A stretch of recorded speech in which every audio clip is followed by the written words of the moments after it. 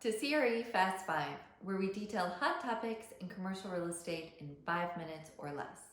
I'm Carly Iacono, and tonight we're talking about how to evaluate a net lease investment. Today's episode is very relevant if you're a new buyer or if you're a buyer transitioning from another property type. We have a lot of clients come to us as experienced multifamily owners, industrial owners, etc.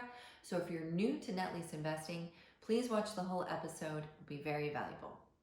There are 6 main things you want to consider when evaluating a net lease property. Everyone always starts with return. How much money am I going to get? What's my cap rate? What's my cash flow?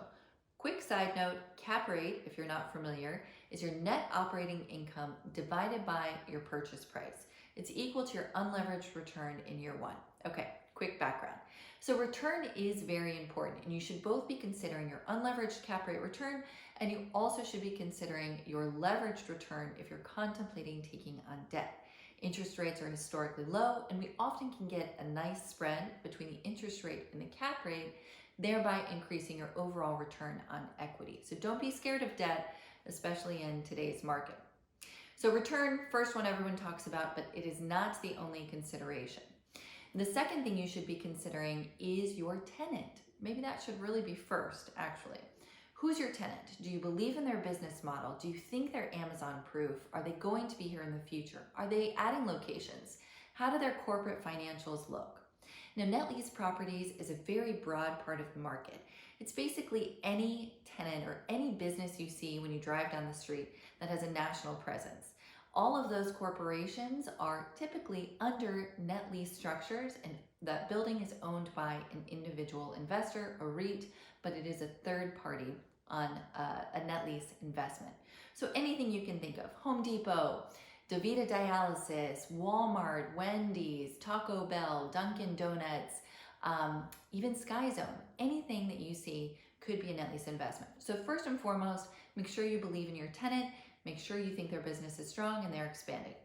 The third thing is your guarantor. So just because you have a Wendy's does not mean that you have a Wendy's corporate guarantee on your lease. It could be a personal guarantee, could be a franchisee, or it could be a full corporate guarantee. So that's a very big spread in terms of risk.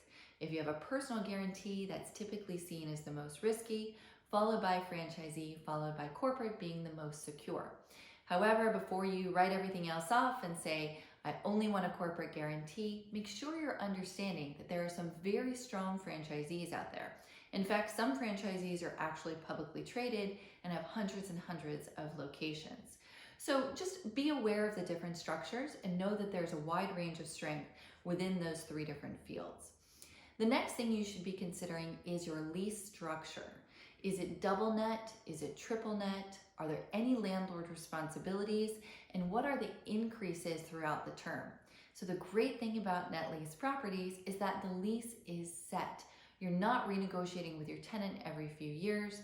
Both your base term and options are already set up front. So you really can model out your cash flow over a very long-term time horizon.